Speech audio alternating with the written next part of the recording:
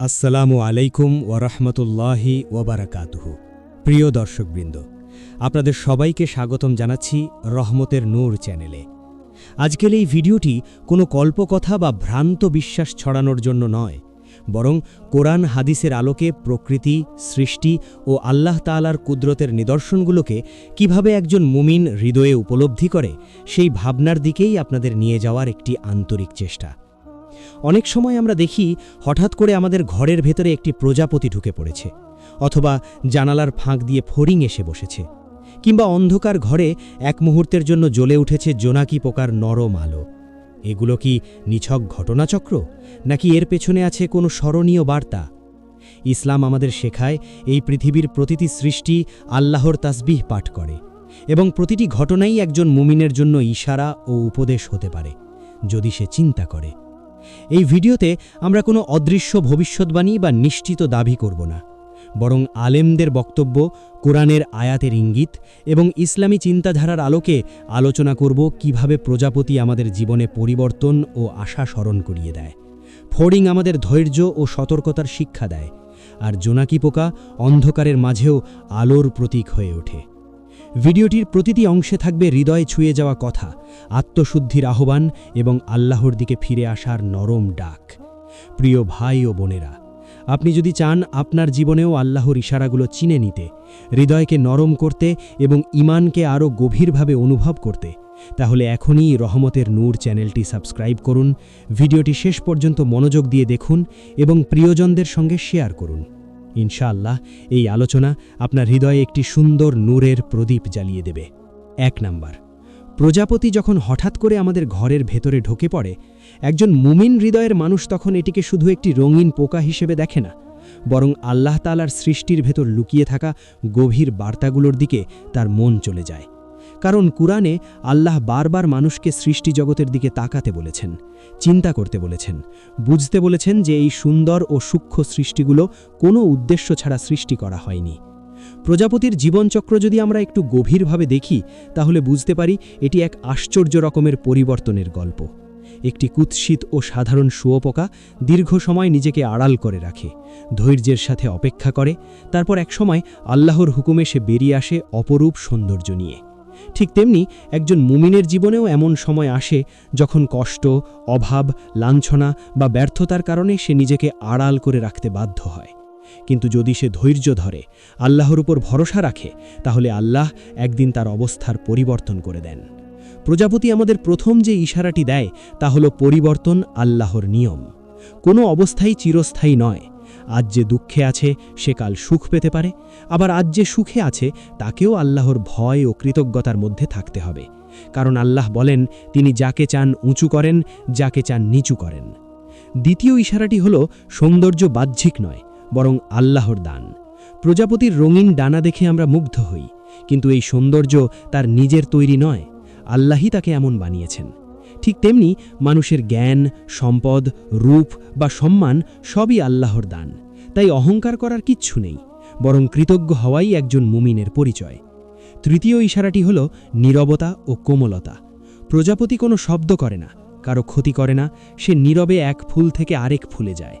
একজন মুমিনের চরিত্র এমন হওয়া উচিত, অল্প কথা, বেশি আমল, কারো ক্ষতি নয়, বরং যেখানে যাবে সেখানে শান্তি ছড়াবে। রাসূল সাল্লাল্লাহু আলাইহি ওয়াসাল্লাম বলেছেন, প্রকৃত মুসলিম সে যার হাত ও জবান থেকে অন্য মুসলিম নিরাপদ থাকে। প্রজাপতির এই নীরব চলাচল আমাদের সেই হাদিসের কথাই স্মরণ করিয়ে দেয়। চতুর্থ ইশারাটি হল দুনিয়ার ক্ষণস্থায়ী সৌন্দর্য। প্রজাপতির জীবন খুব ছোট, অল্প কয়েকদিনের জন্যই সে তার রঙিন ডানা মেলে উড়ে বেড়ায়, তারপর আবার আল্লাহর কাছে ফিরে যায়। দুনিয়ার জীবনও ঠিক তেমনই, অল্প সময়ের, ক্ষণিকের। তাই একজন বুদ্ধিমান মুমিন এই দুনিয়াকে চিরস্থায়ী ভেবে ভুল করে না, বরং আখিরাতের জন্য প্রস্তুতি নেয়। পঞ্চম ইশারাটি হল হালাল রিজিক ও পবিত্র জীবন। প্রজাপতি নোংরা জায়গায় বসে না, সে ফুলের মধু খায়, পবিত্র জায়গায় ঘোরে। এতে একজন মুমিনের জন্য শিক্ষা আছে।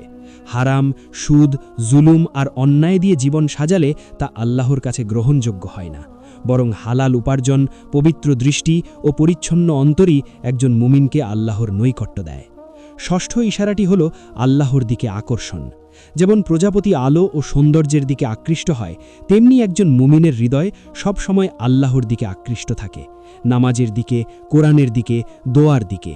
গুনাহ তাকে টানে না, বরং সে আলোর দিকে ছুটে চলে। আর শেষ ইশারাটি হল আশার বার্তা। অনেক সময় আমরা হতাশ হয়ে পড়ি, মনে হয় জীবন শেষ, কিছুই আর ঠিক হবে না। ঠিক তখনই ঘরে ঢুকে পড়া একটি প্রজাপতি আমাদের মনে করিয়ে দেয় যে আল্লাহ এখনও তোমাকে ভুলে যাননি, তিনি তোমার জন্য কল্যাণ লুকিয়ে রেখেছেন। শুধু ধৈর্য ধরো, তাওয়াক্কুল করো, তার ওপর ভরসা রাখো। প্রজাপতি কোনো ভবিষ্যৎবাণী নয়, কোনো অদৃশ্য খবরও নয়, বরং এটি আল্লাহর সৃষ্ট জগতের একটি নরম উপদেশ, যা একজন মুমিন হৃদয় দিয়ে অনুভব করে। তাই যখনই আপনার ঘরে একটি প্রজাপতি ঢুকবে, তখন ভয় পাবেন না, কুসংস্কারে বিশ্বাস করবেন না, বরং মনে মনে আল্লাহর প্রশংসা করুন। বলুন সুবহান আল্লাহ, এবং নিজের জীবনকে একবার ভেবে দেখুন, আমি কি পরিবর্তনের জন্য প্রস্তুত? আমি কি কৃতজ্ঞ? আমি কি নীরবে ভালো কাজ করছি? আমি কি আখিরাতের জন্য প্রস্তুতি নিচ্ছি? যদি এই প্রশ্নগুলোর উত্তর খুঁজতে পারেন, তাহলে বুঝবেন প্রজাপতির আগমন আপনার জন্য সত্যিই একটি রহমতের স্মরণিকা, ইনশাল্লাহ। 2 নাম্বার, ফড়িং যখন হঠাৎ করে আমাদের ঘরের ভেতরে ঢুকে পড়ে, তখন অনেকেই এটিকে সামান্য একটি পোকা বলে অবহেলা করে। কিন্তু একজন চিন্তাশীল মুমিন জানে, আল্লাহ তাআলার কোনো সৃষ্টি অকারণ নয়। প্রতিটি সৃষ্টির মাঝেই লুকিয়ে আছে শিক্ষা, উপদেশ এবং স্মরণ করার মতো বার্তা। কোরআনে আল্লাহ বলেন, তিনি আসমান ও জমিনকে খেলাচ্ছলে সৃষ্টি করেননি, বরং প্রতিটি সৃষ্টির পেছনে রয়েছে হিকমত। ফড়িংয়ের দিকে যদি আমরা গভীরভাবে তাকাই, তাহলে দেখব এটি একদিকে খুবই হালকা ও কোমল, আবার অন্যদিকে অত্যন্ত দ্রুতগামী ও সতর্ক। এই বৈশিষ্ট্যগুলো একজন মুমিনের জীবনের সাথে গভীরভাবে জড়িয়ে আছে। ফড়িং আমাদের প্রথম যে ইশারাটি দেয়, তা হল সতর্কতা ও সচেতনতা। ফড়িং কখনোই স্থির থাকে না, সামান্য নড়াচড়া টের পেলেই সে লাফ দিয়ে সরে যায়। এতে একজন মুমিনের জন্য শিক্ষা রয়েছে। শয়তানের ফাঁদ, গুনাহের আহ্বান, হারামের পথে ডাক যখনই সামনে আসবে, তখনই সতর্ক হয়ে সরে যেতে হবে। কোরআনে বলা হয়েছে, হে মুমিনগণ, শয়তানের পদাঙ্ক অনুসরণ করো না। ফড়িংয়ের এই দ্রুত সরে যাওয়ার স্বভাব আমাদের সেই আয়াতের কথাই মনে করিয়ে দেয়। দ্বিতীয় ইশারাটি হল অল্পে সন্তুষ্ট থাকা। ফড়িং বড় কোনো সম্পদ জমায় না, বিশাল কোনো বাসা বানায় না, সে অল্প জায়গায় অল্প খাবারে জীবন চালিয়ে নেয়। একজন মুমিনেরও উচিত দুনিয়ার লোভে অস্থির না হওয়া, বরং যা পেয়েছে তাতে সন্তুষ্ট থাকা। কারণ রাসূল সাল্লাল্লাহু আলাইহি ওয়াসাল্লাম বলেছেন, প্রকৃত ধনী সে নয় যার সম্পদ বেশি, বরং প্রকৃত ধনী সে যার অন্তর পরিতৃপ্ত। ফড়িং আমাদের সেই অন্তরের পরিতৃপ্তির কথাই নীরবে শেখায়। তৃতীয় ইশারাটি হল সময়ের মূল্য বোঝা। ফড়িং অকারণে বসে থাকে না, সে সবসময় চলাচলে থাকে, খাদ্যের সন্ধানে থাকে, বিপদ থেকে দূরে থাকে। একজন মুমিনের জীবনও এমন হওয়া উচিত। নামাজ, ইবাদত, হালাল রিজিকের চেষ্টা, পরিবার ও সমাজের দায়িত্ব পালনে ব্যস্ত থাকা। অলসতা ও সময় নষ্ট করা একজন মুমিনের জন্য ক্ষতির কারণ। ফড়িংয়ের ক্ষণিকের জীবন আমাদের মনে করিয়ে দেয় সময় খুবই সীমিত। চতুর্থ ইশারাটি হল দুনিয়ার ক্ষণস্থায়িত্ব। ফড়িংয়ের জীবন খুব ছোট, আজ আছে কাল নেই। ঠিক তেমনি আমাদের জীবনও খুবই অল্প সময়ের। মৃত্যু যে কখন এসে যাবে কেউ জানে না। তাই একজন বুদ্ধিমান মুমিন দুনিয়ার মোহে পড়ে আখিরাত ভুলে যায় না, বরং প্রতিদিন নিজেকে প্রশ্ন করে, আজ আমি আল্লাহর জন্য কি করলাম। ফড়িং আমাদের সেই আত্মসমালোচনার শিক্ষা দেয়। পঞ্চম ইশারাটি হল আল্লাহর উপর ভরসা। ফড়িংয়ের কোনো বড় শক্তি নেই, কোনো ধারালো দাঁত নেই, কোনো বিষ নেই, তবুও আল্লাহ তাকে বাঁচিয়ে রাখেন, তার রিজিক পৌঁছে দেন। একজন মুমিন যখন নিজের দুর্বলতা নিয়ে হতাশ হয়ে পড়ে, তখন ফড়িং তাকে মনে করিয়ে দেয়, তোমার শক্তি কম হলেও তোমার রব অনেক শক্তিশালী, তার উপর ভরসা রাখো, তিনি তোমার জন্য যথেষ্ট। ষষ্ঠ ইশারাটি হল অহংকার থেকে দূরে থাকা। ফড়িং ছোট, সাধারণ, চোখে পড়ার মতো নয়, কিন্তু সে নিজের অবস্থান নিয়ে কোনো অভিযোগ করে না। আল্লাহ যেমন বানিয়েছেন তেমনই সে তার বিধানে সন্তুষ্ট। একজন মুমিনেরও উচিত নিজের চেহারা, পদ, সম্পদ বা অবস্থান নিয়ে অহংকার না করা এবং না পাওয়ার জন্য অভিযোগ না করা, বরং আল্লাহর ফয়সালার উপর সন্তুষ্ট থাকা, কারণ সন্তুষ্টির মধ্যেই শান্তি। সপ্তম ইশারাটি হল দ্রুত তওবা ও ফিরে আসা। যেমন ফড়িং বিপদ টের পেলেই মুহূর্তের মধ্যে সরে যায়, তেমনি একজন মুমিনের উচিত গুনাহ হয়ে গেলে দেরি না করে সঙ্গে সঙ্গে তওবা করা, কারণ গুনাহে পড়ে থাকলে অন্তর শক্ত হয়ে যায়, কিন্তু দ্রুত ফিরে এলে আল্লাহ ক্ষমা করে দেন। কোরআনে আল্লাহ নিজেই বলেছেন, তিনি তওবাকারীদের ভালোবাসেন। ফড়িং আমাদের এই দ্রুত ফিরে আসার মানসিকতা শেখায়।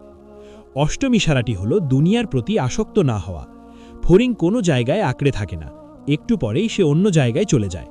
এতে শিক্ষা আছে, দুনিয়াকে হৃদয়ে স্থান দিও না, দুনিয়াকে হাতে রাখো, হৃদয়ে রাখলে আখিরাত ভুলে যাবে। নবম ইশারাটি হল আল্লাহর কুদরতের স্মরণ। এত ছোট একটি প্রাণী, অথচ তার চলাফেরা, লাভ, ভারসাম্য সবই নিখুঁত। এটি আল্লাহর অসীম কুদরতের প্রমাণ। একজন মুমিন যখন ফড়িং দেখে বলে সুবহান আল্লাহ, তখন তার ঈমান আরও দৃঢ় হয়। দশম ইশারাটি হল পরীক্ষার জন্য প্রস্তুত থাকা। ফড়িং সবসময় আশঙ্কায় থাকে। শত্রু, পাখি, মানুষের পা সবই তার জন্য বিপদ। তবুও সে বেঁচে থাকে, চেষ্টা চালিয়ে যায়। একজন মুমিনের জীবনও পরীক্ষায় ভরা, কিন্তু হতাশ না হয়ে চেষ্টা চালিয়ে যেতে হয়।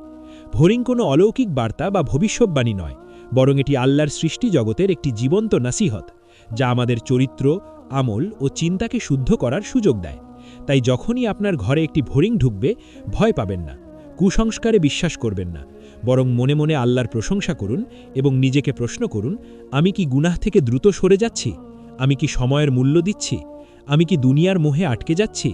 যদি এই প্রশ্নগুলোর উত্তর খুঁজতে পারেন, তাহলে বুঝবেন ফড়িংয়ের আগমন আপনার জীবনে আল্লাহর পক্ষ থেকে একটি নীরব সতর্কবার্তা ও উপদেশ, ইনশাআল্লাহ।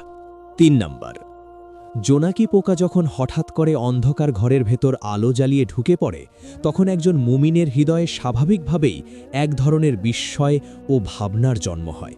কারণ অন্ধকারের বুকে ক্ষুদ্র একটি প্রাণীর আলো জ্বলে ওঠা আল্লাহ তাআলার কুদরতের এক অপূর্ব নিদর্শন।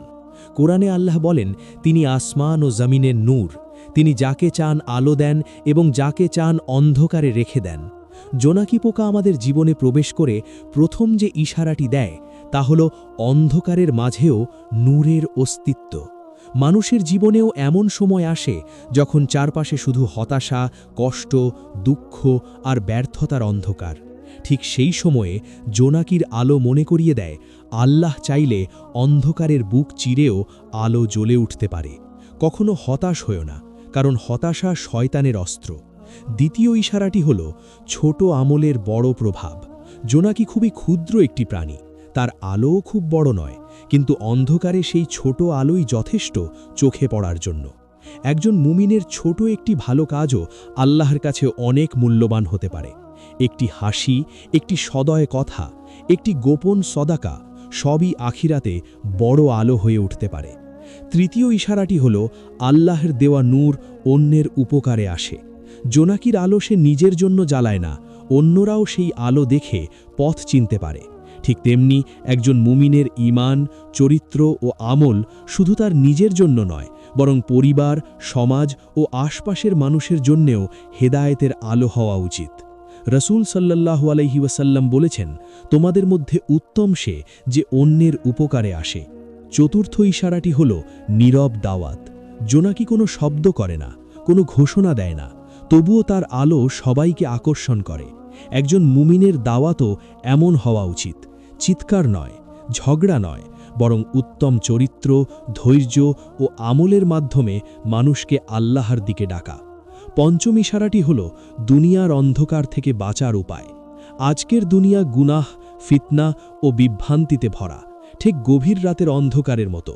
জোনাকির আলো আমাদের মনে করিয়ে দেয়, এই অন্ধকারে টিকে থাকতে হলে আল্লাহর নূরের প্রয়োজন, আর সেই নূর আসে নামাজ, কোরআন, জিকির ও তওবার মাধ্যমে। ষষ্ঠ ইশারাটি হল অহংকারহীন আলো। জোনাকি তার আলো নিয়ে গর্ব করে না, সে জানে এই আলো তার নিজের নয়, আল্লাহর দেওয়া। একজন মুমিনের জ্ঞান, তাকওয়া বা জনপ্রিয়তাও আল্লাহর দান, তাই অহংকার করলে সেই নূর নিভে যেতে পারে। কোরআনে আল্লাহ অহংকারীদের পছন্দ করেন না। সপ্তম ইশারাটি হল ক্ষণস্থায়ী জীবন ও সুযোগ। জোনাকির আলো স্থায়ী নয়, কখনো জ্বলে, কখনো নিভে যায়। এটি আমাদের মনে করিয়ে দেয়, এই দুনিয়ার জীবনও অস্থায়ী। সুযোগ বারবার আসে না, যতদিন আলো আছে ততদিন ভালো কাজ করে নিতে হবে।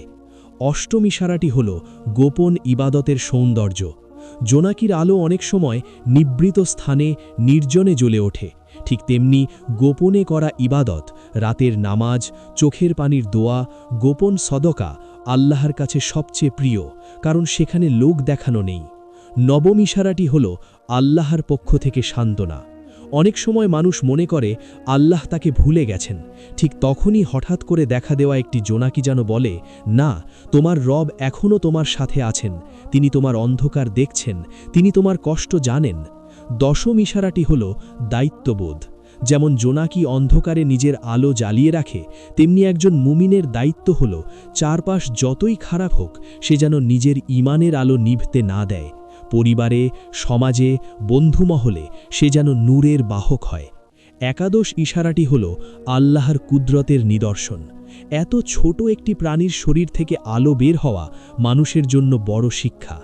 বিজ্ঞান যতই ব্যাখ্যা দিক না কেন, প্রকৃত ক্ষমতা আল্লাহরই। এতে একজন মুমিনের ঈমান আরও দৃঢ় হয়। দ্বাদশ ইশারাটি হল অন্তরের আলো।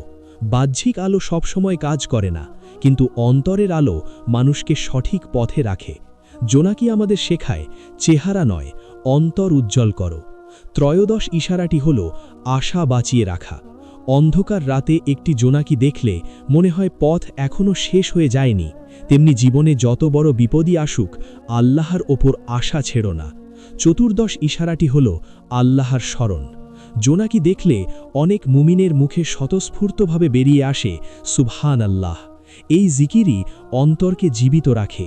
পঞ্চদশ ইশারাটি হল কুসংস্কার থেকে দূরে থাকা। জোনাকি কোনো অলৌকিক ভবিষ্যৎবাণী নয়, বরং আল্লাহর সৃষ্ট জগতের একটি নাসিহাত। তাই ভয় নয়, বরং শিক্ষা নেওয়াই একজন মুমিনের কাজ। সবশেষে বলা যায়, জোনাকি পোকা আমাদের জীবনে কোনো অদৃশ্য খবর নিয়ে আসে না, বরং আল্লাহর পক্ষ থেকে একটি নীরব স্মরণিকা হয়ে আসে, যা বলে দেয় অন্ধকার যতই গভীর হোক আল্লাহর নূর তার চেয়েও শক্তিশালী।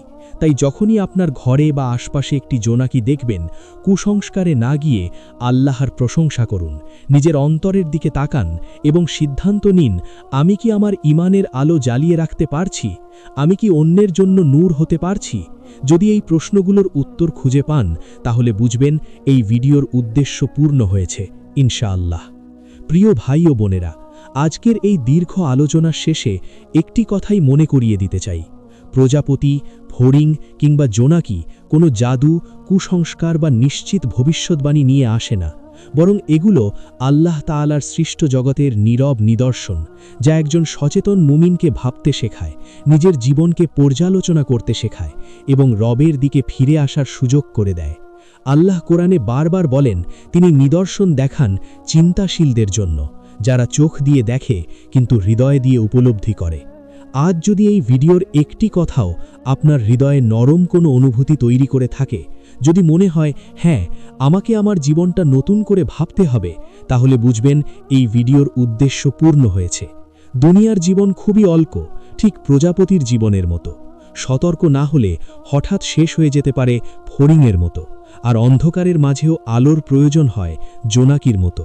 তাই সময় থাকতে নিজেকে শুধরে নিন, নামাজের দিকে ফিরে আসুন, হারাম থেকে বাঁচুন, হালালের পথে চলুন এবং আল্লাহর ওপর পূর্ণ ভরসা রাখুন। মনে রাখবেন, আল্লাহ কখনোই তার বান্দাকে ভুলে যান না, বান্দাই অনেক সময় আল্লাহকে ভুলে যায়। আজকের এই আলোচনা যদি আপনার ভালো লেগে থাকে, হৃদয়ে শান্তি এনে যায়, তাহলে ভিডিওটিতে একটি লাইক দিয়ে আমাদের উৎসাহ দিন। রহমতের নূর চ্যানেলটি সাবস্ক্রাইব করে পাশে থাকুন এবং এই নসিহাতগুলো আপনার পরিবার ও প্রিয়জনদের সাথে শেয়ার করুন, কারণ একটি ভালো কথা ছড়িয়ে দেওয়াও সদাকার অন্তর্ভুক্ত। ইনশাআল্লাহ আমরা আবারও ফিরে আসব আরও সুন্দর, আরও হৃদয় ছোঁয়া ইসলামী আলোচনা নিয়ে। আল্লাহ তাআলা আমাদের সবাইকে তার নূরের পথে চলার তৌফিক দান করুন, আমাদের অন্তরকে হেদায়েতের আলোয় ভরে দিন এবং দুনিয়া ও আখিরাতে সফলতা দান করুন। আমিন।